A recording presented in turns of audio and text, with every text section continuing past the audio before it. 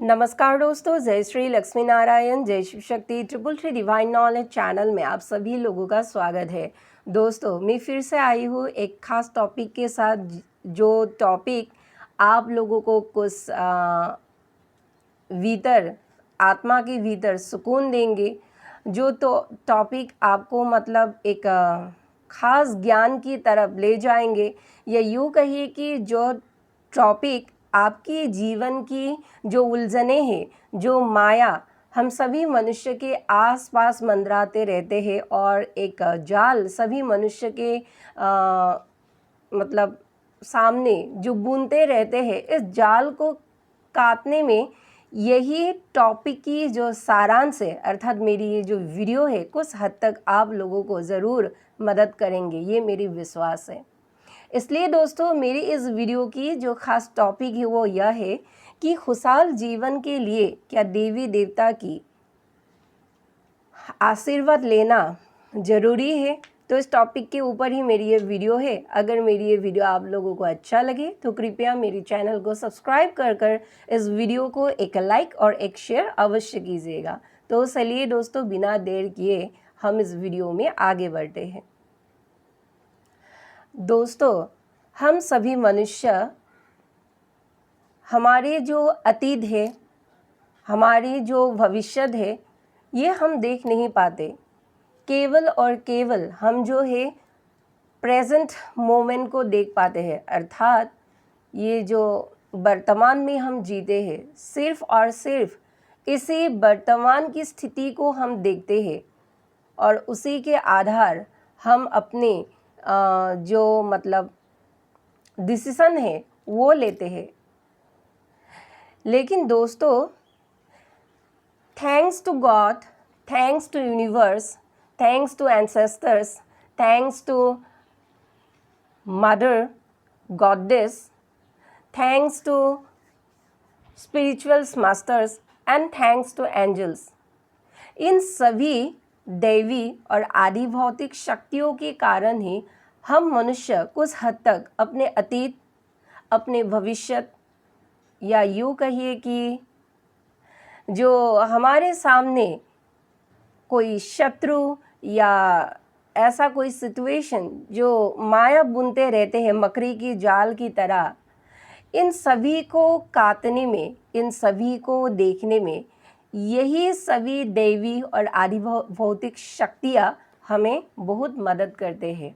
जी हाँ दोस्तों, वो चाहे पुरुष हो या वो चाहे स्त्री हो, वो चाहे बच्चे हो, वो चाहे बूढ़े हो, या वो चाहे नौजवान हो, जो भी हो, लेकिन सभी को ये शक्तियाँ मतलब सहाय करते हैं अपने जीवन में डिसीजन लेने के लिए। और उसके अकॉर्डिंग हम इन शक्तियों के आधार पर ही, इन शक्तियों की गाइडेंस से ही, अर्थात एंसेस्टर्स, स्पिरिचुअल मास्टर्स, यूनिवर्स, या यूँ कहिए गॉड्स, एंजल्स, इन शक्तियों के आधार पर ही हम अपने जीवन को सुधार कर अपने अगले जीवन की पड़ाव के लिए हम मतलब उसके अकॉर्डिंग हम एक्शन लेते हैं। लेकिन दोस्तों, एक्शन तो लेते हैं, लेकिन अगर हम सभी मनुष्य इन शक्तियों के साथ अंदर से जुड़ जाए, या यूँ कहिए कि अपनी जो शर्म है, इस शर्म को थोड़ा सा साइड कर या यूँ कहिए कि सात्विक भाव से अपने आप को समर्पण कर अपने अहंग को दबाकर या दमन कर अगर हम इन शक्तियों के पास अपने आप को समर्पण कर दे, तो ये शक्तियाँ हमें मदद तो करते ही है, लेकिन हमारे जो अतीत है, हमारे जो भविष्य है, या यूँ कहिए कि हमारे वर्तमान की जो स्थिति है, ये सभी गाइडेंस हमें एक एक कर देते हैं। जी हाँ दोस्तों, और दोस्तों मज़े की बात यह है कि जो भी आपकी कोई छुपे हुए शत्रु है, मतलब जो भी आपके लव वंस के रूप में रहते हैं, एक माया की जाल बनाकर चारों ओर, और आप समझ नहीं पाते हैं, आप समझते हैं कि जो ये मेरे लव वंस है, कोई भी हो सकता है, नाम नहीं कहूँगी, ये मेरी मतलब सबसे अच्छी बेस्ट फ्रेंड है, या यूँ कहिए कि सबसे अच्छा हमसफ़र है, या यूँ कहिए कि सबसे अच्छा मतलब मेरी मतलब मुझे समझने वाला या जानने वाला मेरी ही कोई रिश्तेदार है। लेकिन आप धोखा जो है उसी टाइम आप लोग खा जाते हो। जी हाँ दोस्तों, क्योंकि आप जिसे अपना लव वंस समझते हो वही लव वंस आपके बारे में प्लानिंग प्लॉटिंग करते हैं, या यूँ कहिए कि आपकी मन जिस पर भी है ठीक उसकी बाद आपकी लव वंस आपके उसके अकॉर्डिंग उसके अगेंस्ट कान भरते हैं। जी हाँ दोस्तों, और आप समझ ही नहीं पाते हैं, आप समझते हैं कि ये जो मेरी लव वंस है ये मतलब मेरे अपने हैं, तो मुझे सच ही बताएंगे, ये मेरे अगेंस्ट काम क्यों करेंगे, ये मेरे अगेंस्ट प्लानिंग प्लॉटिंग क्यों करेंगे। तो आप उसके हर बात में अपने हामी भरते हो, या यूँ कहिए कि आप मान लेते हो उनकी बात और अपनी ज़िंदगी को नरक बना देते हैं। मतलब ऐसे हमारे देश और दुनिया में बहुत सारे ऐसे लोग हैं जो अपनी इसी लव वंस के चक्कर में पड़कर इनकी असली डेविल चेहरे को ना देखकर अपनी ज़िंदगी जहन्नुम बना लेते हैं, और बाद में ऐसे लोगों को पछतावा होते हैं कि अगर मैंने इनकी बात ना सुना होता तो आज मेरी ज़िंदगी की रफ्तार जो है वो शायद कुछ और ही होता। लेकिन दोस्तों, देर आए दुरुस्त आए, एक बात तो है ना, एक कहानी है कि चलो देर से ही सही समझ तो आ गए हैं ना। लेकिन दोस्तों, बात यह है, जब आप इन देवी या आधिभौतिक शक्तियों के साथ जोड़ते हैं, अर्थात आप यह भी कह सकते हैं फॉर्मल लैंग्वेज में, जब आप देवी देवता के साथ जोड़ते हैं तब आपकी ये जो शत्रु है इनके अगेंस्ट ये सारे जो मतलब प्लानिंग प्लॉटिंग आपके मतलब लिए मतलब चुपके से रचते हैं, इन सभी प्लानिंग प्लॉटिंग की पोल पत्ती आपके सामने ये देवी और आधिभौतिक शक्तियाँ खोल कर रख देती है। जी हाँ दोस्तों, और मज़े की बात यह भी है कि आपकी जो शत्रु है, जो मतलब आपके सामने जो मीठे मीठे चिकनी चुपड़ी बातें करते हैं और पीठ पीछे ये चूरी मतलब घुसा देते हैं, ऐसे शत्रु की मतलब दिल में क्या चल रहा है, इनके दिमाग में क्या चल रहा है, या वो मतलब कैसे वाला प्लान करेंगे आगे जाकर, तो ये सब मतलब आपको समझ में आ जाते हैं। एक प्रकार से कहूँ कि उनकी जो डेविल जो मतलब चेहरे हैं ये आपके सामने आ जाते हैं, और इसको सामने लाने के लिए ये देवी और आधिभौतिक शक्तियाँ ही आपको बहुत सारा मदद करते हैं। और दोस्तों, आप अपने शत्रु की जो बात करने की जो लहजा है, आपकी शत्रु की जो मतलब भीतर की जो हिंसा है, ये आप मतलब पूरी तरीके से समझ जाते हैं और उसके अकॉर्डिंग आप अपने जीवन में आगे बढ़ जाते हैं।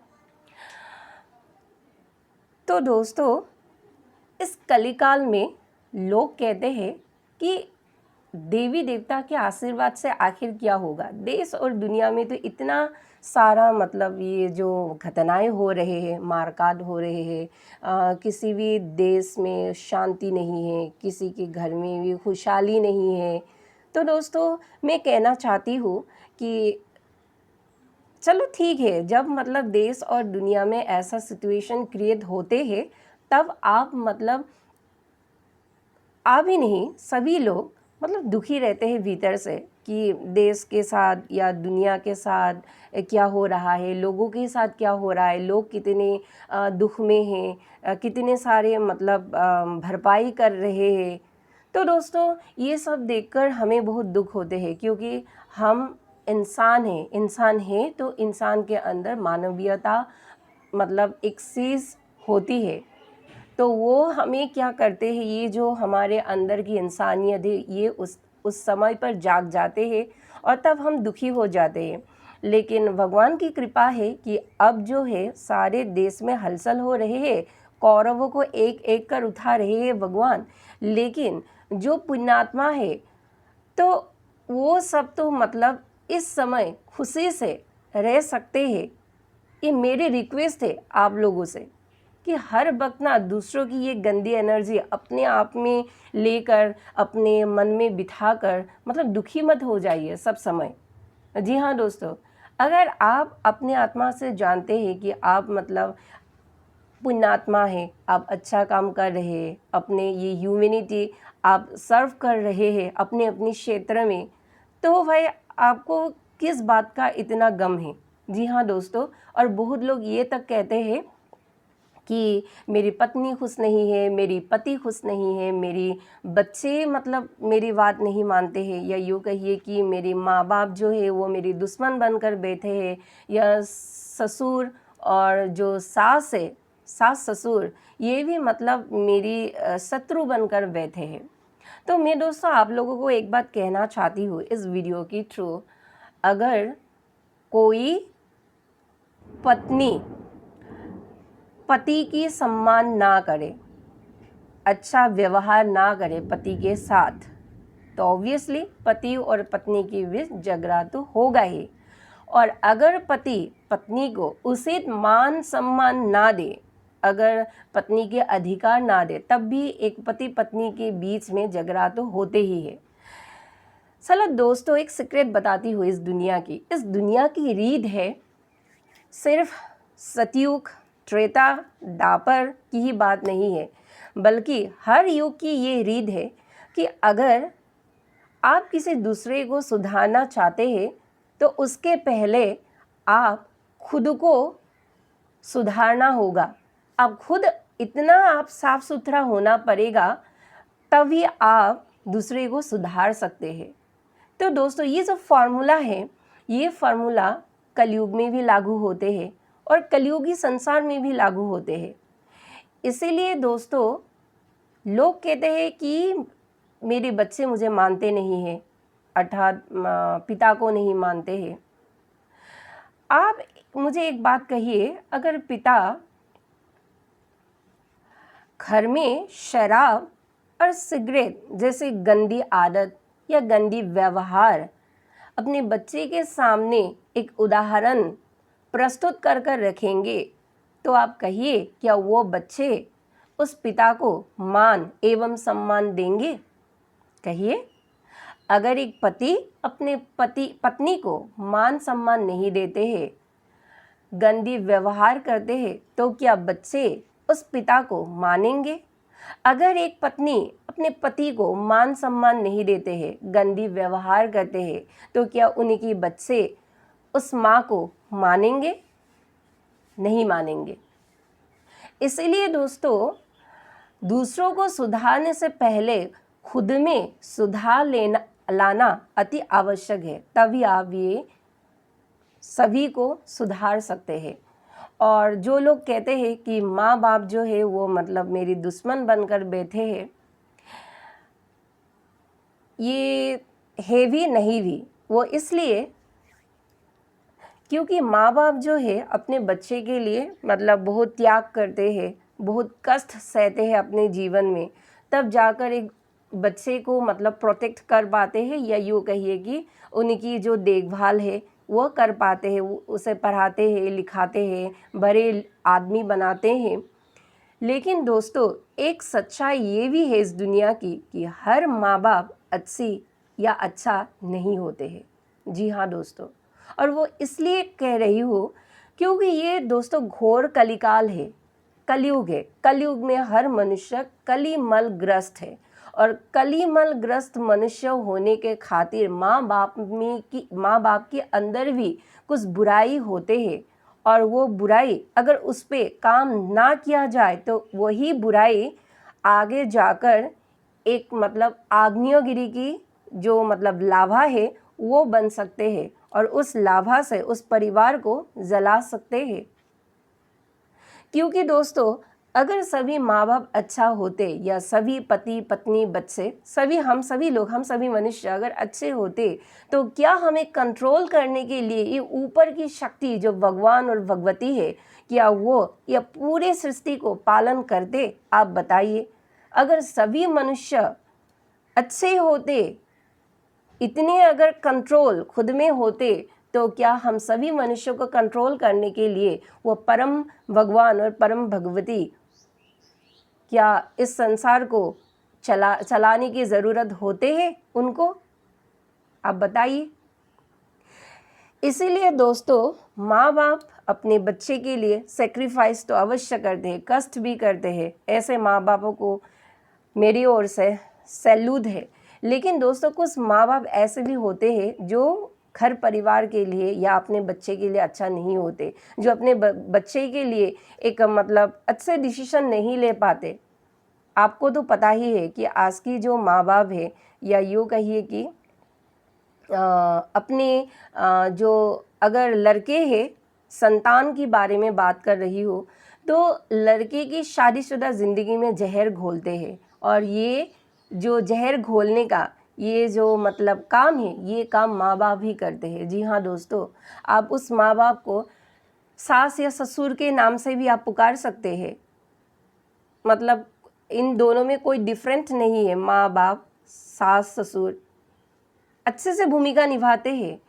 क्योंकि अगर मतलब आप यूँ कह लीजिए, आजकल तो ऐसा कितना होता है कि लड़का जो है क्या उसका पसंद किसी और लड़की है, लेकिन लड़की का जो माँ बाप है वो मतलब अपने स्वार्थ के लिए, वो अपनी जेलसी के लिए, वो अपनी प्रॉपर्टी के लिए, या यूँ कहिए कि सोसाइटी क्या कहेंगे, ये दुनिया क्या कहेंगे, लोगों की बोलबाला के लिए जो है वो अपने मतलब लड़के के लिए एक गलत डिसीजन लेते हैं। वो ये नहीं देखते हैं कि उनके जो लड़के हैं वो उनके लड़का मतलब कितना दुख जो है वो भुगत रहे हैं, कितनी परेशानी बेचारे को मतलब झेलना पड़ रहा है, ये नहीं देखते हैं। लेकिन वो देखते हैं कि उनके अहम को मतलब चोट ना पहुँचे, वो मतलब दुनिया के सामने उनकी जो रुतबा है वो ना गिर जाए, और उनकी जो प्रॉपर्टी के जो फ़ायदा है वो भी मतलब ठीक ठाक ही चलते रहे, और उसमें स्वार्थ और फ़ायदा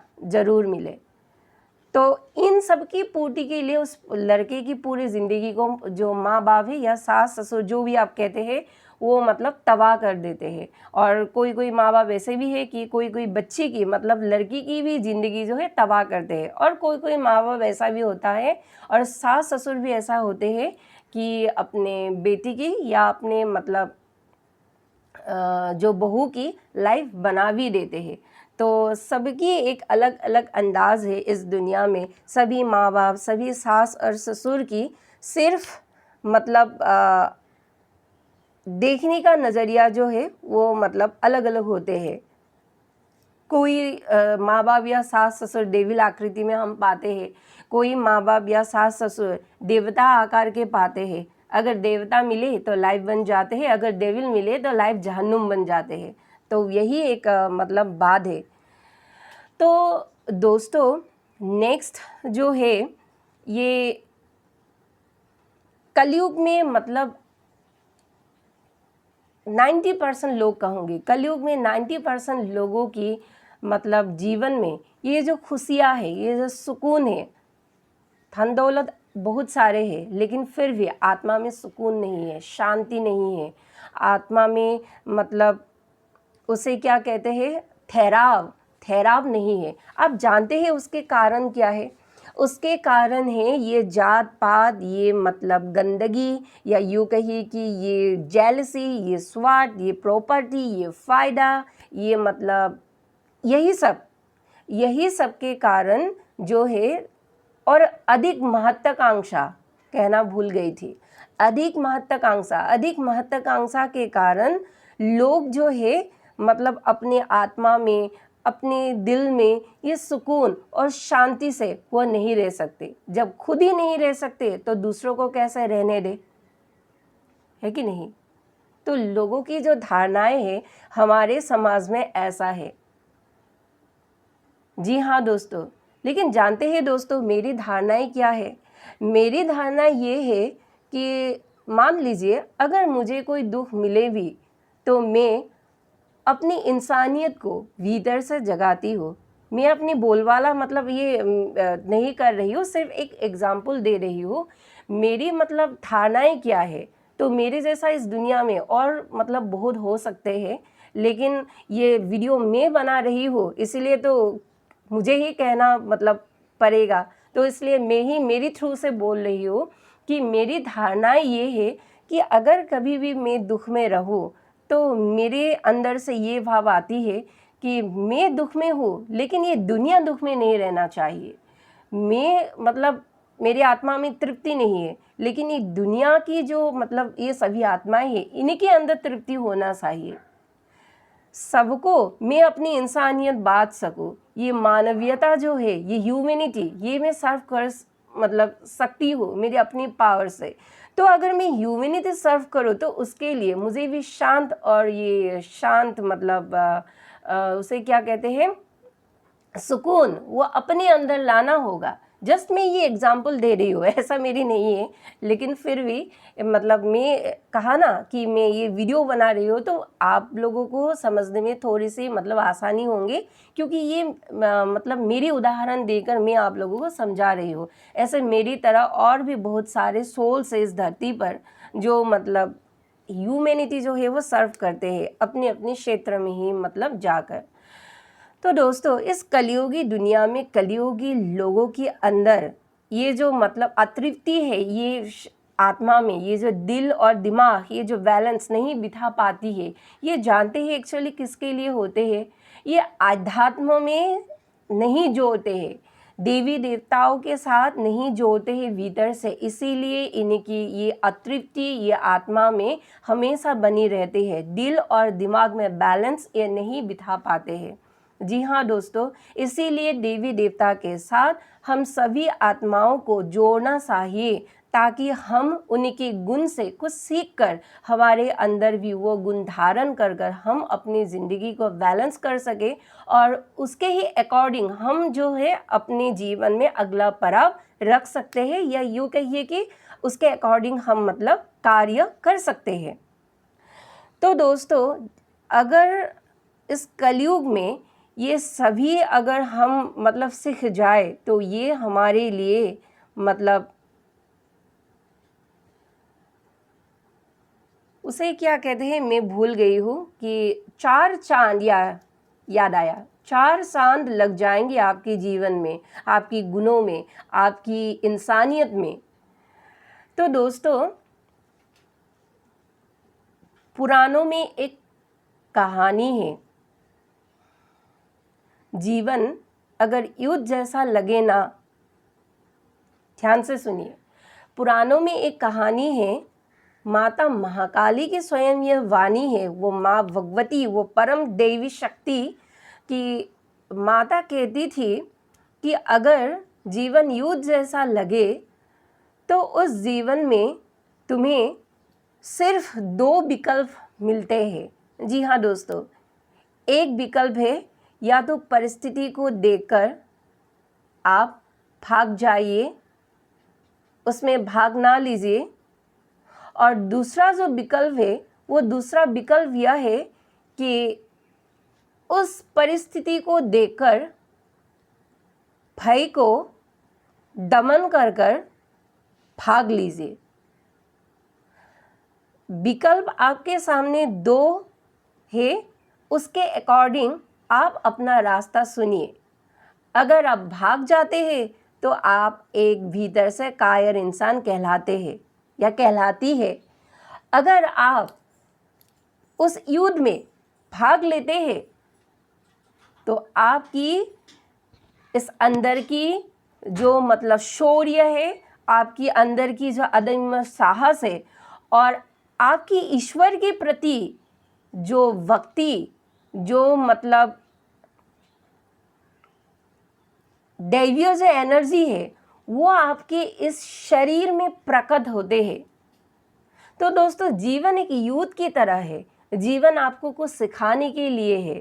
तो इस जीवन रूपी युद्ध में आप भागिए मत, बल्कि आप इस जीवन में भाग लीजिए।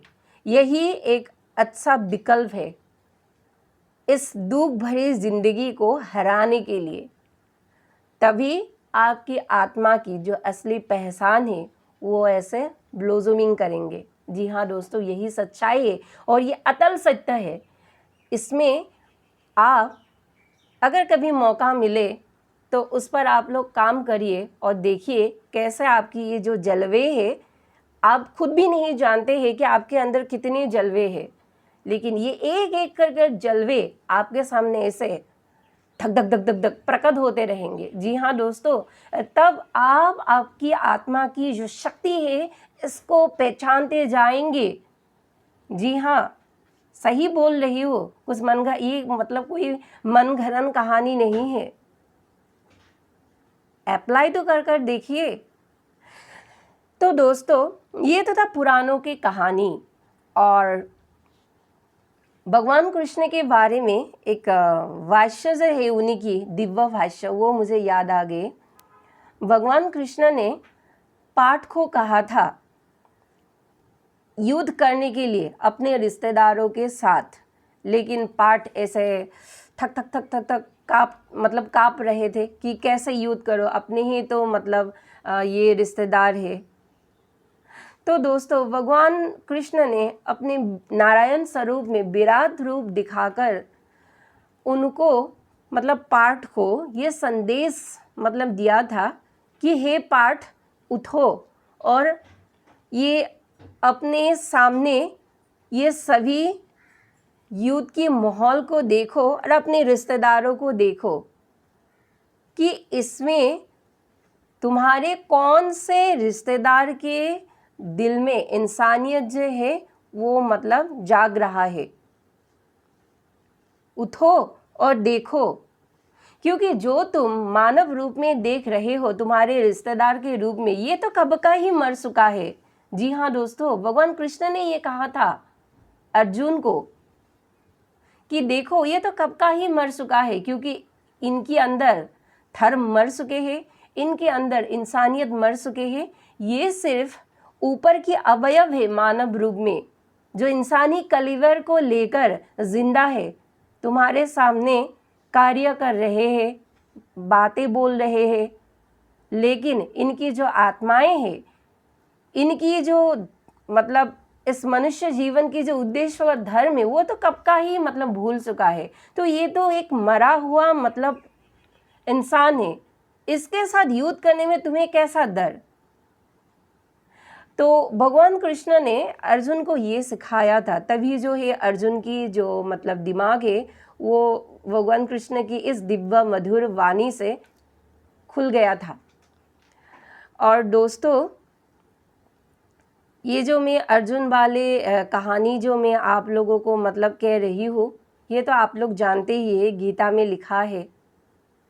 तो पाठ को पहले अर्जुन को पहले बहुत कष्ट हुआ कि अपने रिश्तेदारों के साथ आखिर कैसे हम युद्ध करेंगे, लेकिन बाद में अर्जुन को सब समझ में आया। और दोस्तों, हम सभी मनुष्य इस पृथ्वी रूपी ब्रह्मांड में कुछ उद्देश्य के लिए आते हैं। हम सभी मनुष्य इसमें कोई भी छूट नहीं सकता है। सभी मनुष्य हम उद्देश्य के लिए आते हैं।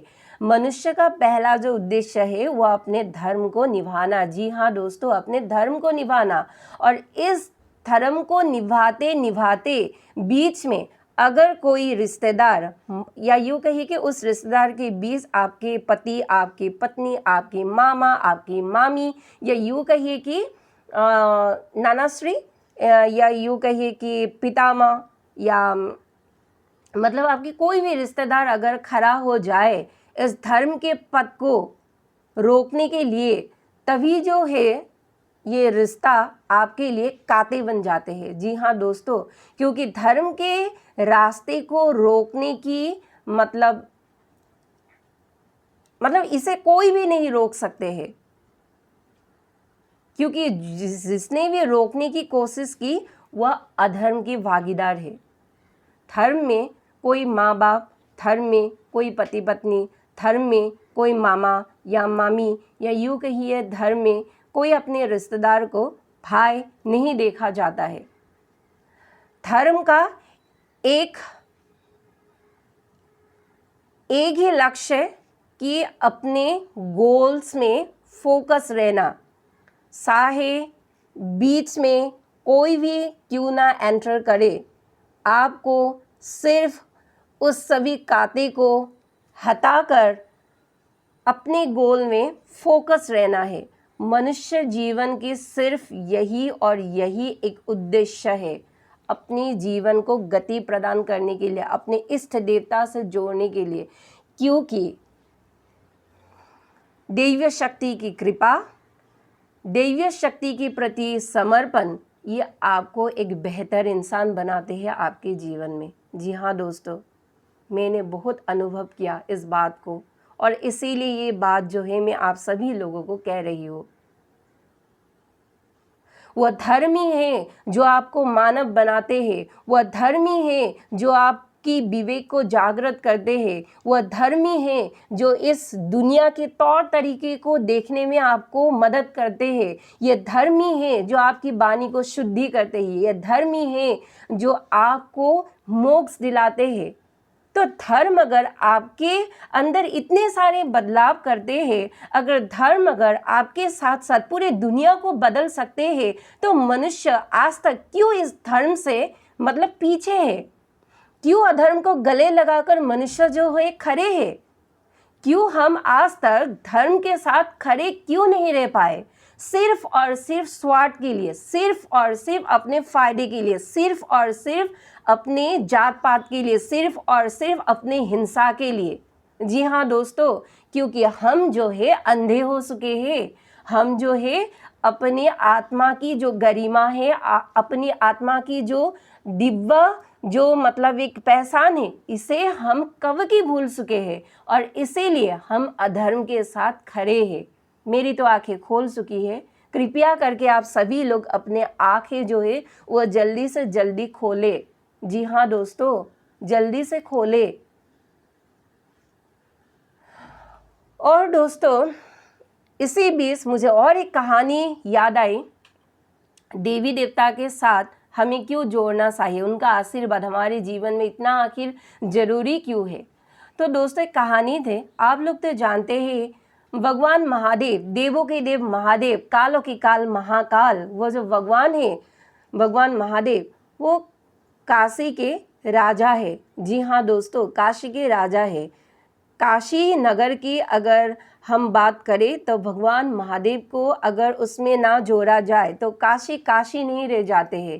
काशी की जो दिव्यता है काशी नगर की, वो भगवान महादेव से ही आते हैं, क्योंकि भगवान महादेव की जो पावन पैर है, काशी की मिट्टी में वो पावन पैर जो है वो ऐसे मिश्रित हुआ है काशी की उस धरा पर।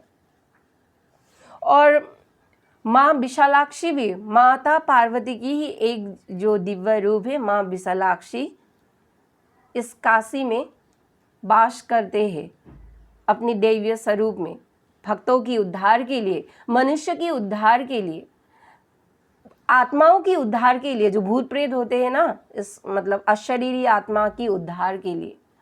तो दोस्तों, एक बार क्या हुआ था कि देवदास नाम की एक व्यक्ति था, तो काशी में महादेव को राजा घोषित किया था, लेकिन वो तो मतलब भगवान के मतलब दुनिया के नज़ारे से भगवान महादेव जो है काशी के राजा है, लेकिन कहते हैं ना कि भगवान तो राजा है ही, लेकिन इंसानी दुनिया में इंसानों के लिए भी तो एक इंसानी राजा होना चाहिए, और वो था देवदास। तो देवदास ने एक फैसला लिया और मन में ये बात आया उसके दिमाग में कि अगर भगवान महादेव काशी में अगर रहेंगे, क्योंकि भगवान महादेव को सिर्फ मनुष्य ही नहीं मानते, असुर भी मानते हैं, देवता भी मानते हैं, किन्नर भी मानते हैं, गंधर्व भी मानते हैं, कन्या मीन्स विष कन्या, या यूँ कहिए नाग कन्या, मत्स्य कन्या, अप्सराएँ, आप लोग जो ये सुंदर सुंदर अप्सराएँ दिखते हैं, ये सभी मतलब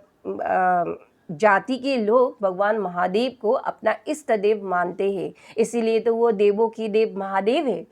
तो दोस्तों देवदास के मन में एक मतलब ये ख्याल आया कि जब तक काशी में महादेव है तब तक मतलब वो इस काशी में राजा के स्थान नहीं पा सकते हैं। इसीलिए देवदास ने क्या किया था, सभी त्रिदेवों को बुलाकर, या यूँ कही कि सभी देवी देवताओं को बुलाकर ये फैसला लिया था कि भगवान महादेव को ये काशी छोड़कर जाना पड़ेगा। लेकिन माँ विशालाक्षी तो रह गई प्रभु की प्रतीक्षा में।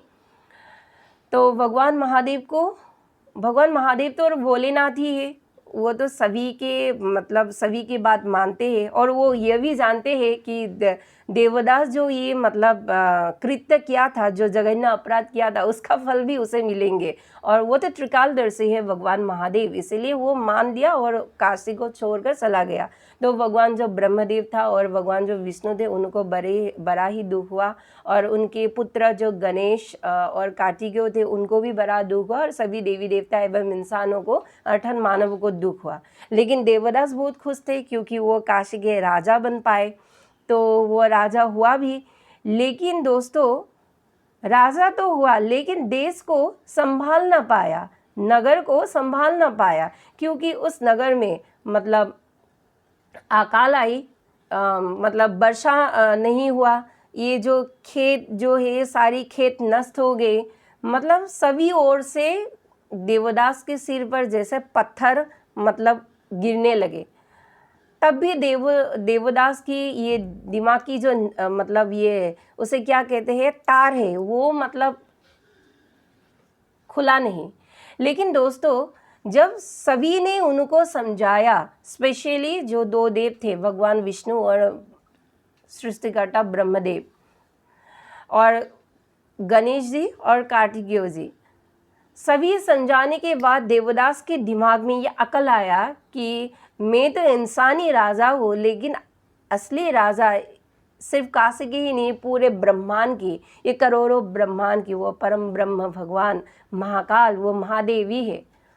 और जब उसके दिमाग में ये बात आई तो तुरंत भगवान महादेव को आवाहन कर यज्ञ के थ्रू मतलब उनसे क्षमा उनको क्षमा मांगे कि उनसे भूल हुई है, अर्थात देवदास से भूल हुआ है, और कृपया उनको मतलब क्षमा कर दे। तो भगवान महादेव तो ये त्रिकालदर्शी है, जानते ही थे पहले से ही, और बच्चे जब मतलब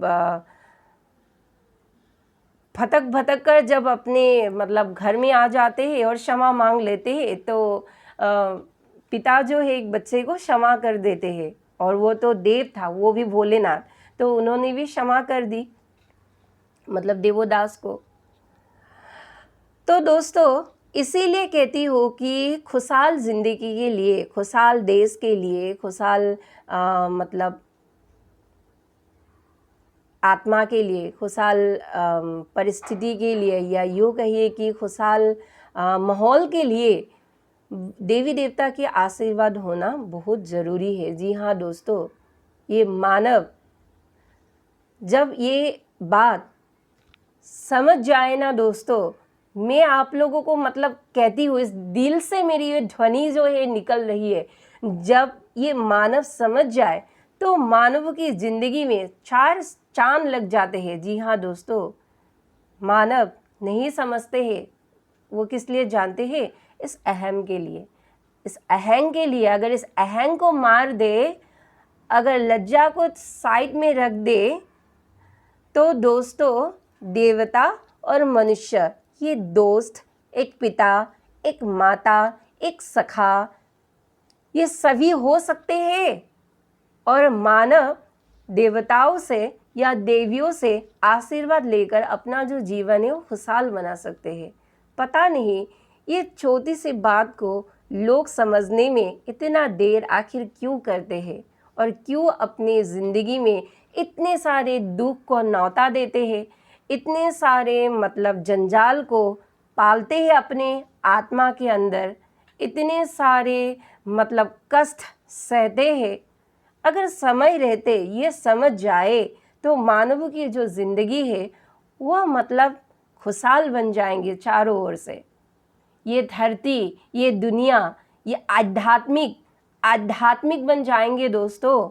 और जिस भूमि पर जिस शहर पर, जिस दुनिया पर, जिस ब्रह्मांड पर आध्यात्म हो, जिस भूमि पर, ब्रह्मांड पर, दुनिया पर धर्म हो, सनातन धर्म हो, उस दुनिया की, उस धरा की जो झंडा है, वो झंडा चिरकाल तक आकाश में यूं ही ऐसे नाचते रहेंगे। जी हाँ दोस्तों, ये धर्म की ध्वजा है। ये क्या है? ये धर्म की ध्वजा है। ना कभी गिरते हैं, ना कभी मिटते हैं। इसको गिराने वाला भी मानव है, इसको मिटाने वाला भी मानव है। अगर हम ये बात समझ जाए तो हमारी जीवन खुशहाल बन जाएंगे। हम देवी देवताओं से लाभ ले सकते हैं। हम देवी देवताओं से सुख भोग सकते हैं, या यूँ कहिए कि जो आपको कभी भी नहीं मिला, वो प्रेम, बच्चे वाला प्रेम होते हैं ना। माँ बाप तो मतलब बच्चे को प्रेम देते ही है, लेकिन देवी देवता जिस तरीके से अपने बच्चे को, अपने संतान को संभालते हैं ना, ऐसा वाला मतलब दोस्तों ये जो गुण है, ये मतलब दैवीय गुण सिर्फ देवी देवता के ही पास ही हो सकते हैं, मतलब मानव में नहीं हो सकते हैं। सच में दोस्तों कभी भी नहीं हो सकते हैं। इसलिए दोस्तों मेरी भी एक मान्यता है, आप लोगों को शायद ये बुरा लगे, लेकिन मेरी ये मान्यता है कि मेरी भी पिता माता है, और मेरी पिता माता मेरे लिए अत्यंत मतलब महत्ता रखते हैं, क्योंकि मुझे इतने मतलब अपने 9 महीने माँ ने कोख में रखकर मुझे बड़ा किया, पढ़ाया लिखाया, उसके बाद एक बेहतर इंसान मतलब बनाया। पिता ने भी कष्ट की, जो सभी के माता पिता करते हैं। लेकिन दोस्तों मैं अपने माता पिता को महत्व तो देती हूँ, प्रायोरिटी देती हूँ, लेकिन दोस्तों एक बात कहना चाहती हूँ कि मैं अपने माता पिता से भी ऊपर अपने भगवान को महत्व देती हूँ, अपने भगवान को प्रायोरिटी देती हूँ। जी हाँ दोस्तों, भगवान मेरे लिए सर्वस्व है। भगवान मेरे लिए एक पिता है, एक माता है, एक सखा है, एक भाई है, या यूँ कहिए कि सब है। मैं कुछ भी कह नहीं सकती। शायद आप मेरी ये चेहरे की चमक देखकर ही आप ये समझ सकते हैं कि मेरे लिए जो मेरे भगवान है वो मेरे माता पिता से भी ऊपर है। और ये जो बात है मेरे माता पिता भी जानते हैं। पहले थोड़ा सा उनको भी बुरा लगा था, क्योंकि मतलब ये जो कड़वी सत्य है, कोई भी माता पिता अपने संतान से ये कड़वी सत्य मतलब हक्का बक्का रह गया था ये सुनकर। लेकिन बाद में मतलब उनको भी ये पता चल गया कि मेरी जो बच्ची है वो हमसे अधिक मतलब भगवान को ही ज़्यादा प्रायोरिटी देते हैं। ये यूँ कहिए कि मेरी नज़र में मेरी जो भगवान है वो मेरी माता पिता सब है, सब माता पिता ही नहीं सब है। तो दोस्तों पहली प्रायोरिटी मेरी भगवान है, उन्हें उसके बाद मेरे माता पिता आते हैं। दोनों को मैं छोड़ नहीं सकती, दोनों मेरे लिए मतलब भगवान के जैसा है। लेकिन दोस्तों अगर धर्म निभाने पर आ जाओ और उस धर्म को रोकने के लिए अगर मेरे माता पिता रास्ते में आए, तो पहले तो मैं उन लोगों को अच्छे से समझाऊंगी। अगर ना समझे फिर समझाऊंगी, उसके बाद भी तो ना समझे तो भी मैं समझाऊंगी। अगर उसके बाद भी ना समझे तो मैं उनको ऐसे साइड में रखकर अपने गोल्स पर चली जाऊंगी। जी हाँ दोस्तों, ये मैं आप लोगों को कहना चाहती हूँ। और आप लोग ये सुनकर मुझे जो भी कहे, जो भी समझे, ये आपकी मैटर है, इससे मुझे कोई फ़र्क नहीं पड़ता। सिर्फ और सिर्फ मैं अपनी मन की भावनाएं आपसे व्यक्त कर रही हूँ। धर्म पहले है, क्योंकि मैं एक सनातनी हूँ, और सनातनी हूँ इसलिए धर्म को समझती हूँ, इसलिए धर्म मेरे लिए प्रायोरिटी पहले रखती है। इस धर्म को तोड़ने के लिए अगर मेरे रिश्तेदार भी आ जाए तो मैं भी अर्जुन जैसा बनकर इन रिश्तेदारों को साइड में कर सकती हूँ। ये मेरी एक यूँ कहिए कि पर्सनैलिटी है। और ये पर्सनैलिटी अगर सभी मानव धारण करे तो भाई सभी के लिए अच्छा ही होंगे। और दोस्तों, मेरी जो सिक्स सेंस कह रही है, मेरी सिक्स सेंस ये बता रही है कि भविष्य में एक रामायण जो है वो प्ले होने वाली है।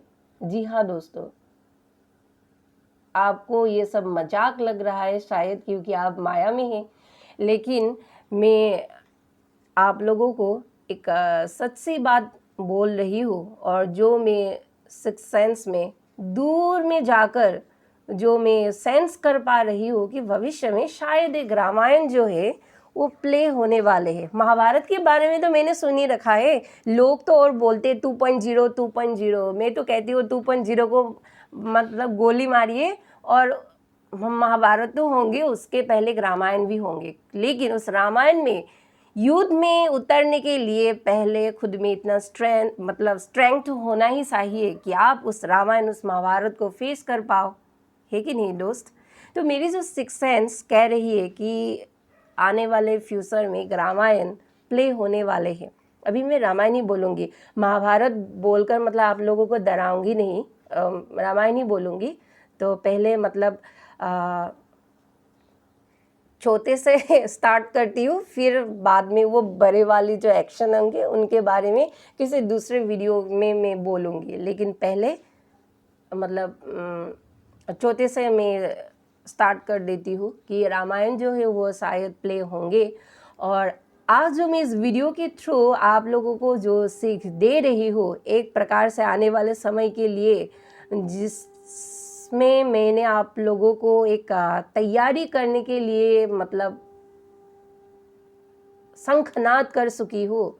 समझ में आए हैं ना बात। तो एक सीक्रेटिव ढंग से मैं कह रही हूँ कि ये जो सीख है, मेरी दी हुई सीख उस रामायण में आपको बहुत काम आने वाला है। देखते जाइए कैसे रामायण प्ले होंगे। और यही जो सीख है, ये सभी जो सीख मैं दे रही हूँ, उस रामायण में आपको किस सिचुएशन में लाकर खड़े कर देंगे। देश और दुनिया की ये जो हैवानियत है, और उस हैवानियत, उस परिस्थिति के अंदर आप अपने को किस तरह से रिप्रेजेंट करते हो, क्योंकि कुछ भी हो सकता है भाई। बड़े बड़े देशों में से बड़े बड़े कांड जो है होते ही रहते हैं, और ये तो युग की अंत है, तो युग के अंत में कुछ भी हो सकता है। तो इसीलिए दोस्तों, सिर्फ और सिर्फ एक बात ही याद रखिए कि मैं जो ये सीख दे रही हूँ आप लोगों को इस वीडियो के थ्रू, ये सीख एक समय आपको बहुत काम आने वाला है। इसलिए वीडियो की जो गहराई है, इसे अच्छे से अपने जहन में बिठा लीजिए, क्योंकि ये लड़ाई है धर्म और अधर्म की, यह लड़ाई है सच और झूठ की। काम आने वाले हैं, बहुत काम आने वाले हैं।